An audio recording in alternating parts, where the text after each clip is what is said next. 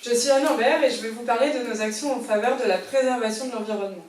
Pour nous, agir pour l'écologie, c'est vraiment agir en profondeur sur notre manière de consommer, de nous déplacer et de nous nourrir.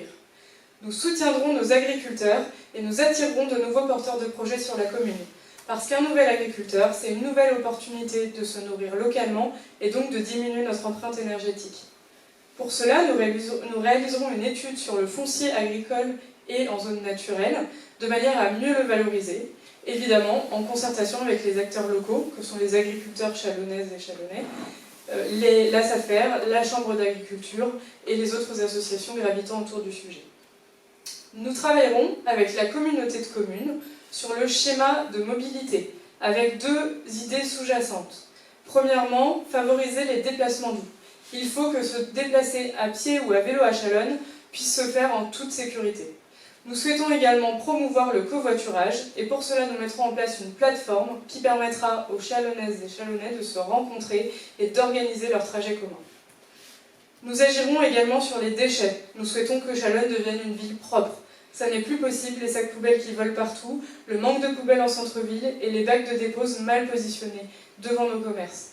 Nous réaliserons une étude pour identifier les points de dysfonctionnement et nous porterons cette étude auprès du SMITOM et de la communauté de communes pour trouver au plus vite des solutions.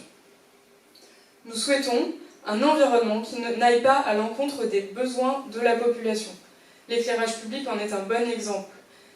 Nous maintiendrons allumés les abords de la gare, de l'hôpital et les passages piétons du centre-ville entre 23h et 6h.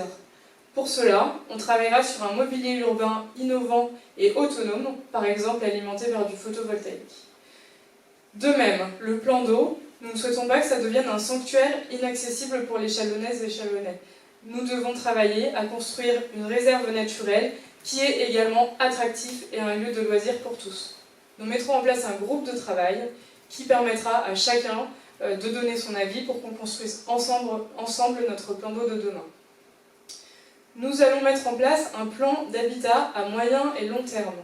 Nous poursuivrons la rénovation énergétique de nos bâtiments publics et nous soutiendrons la rénovation énergétique des bâtiments privés.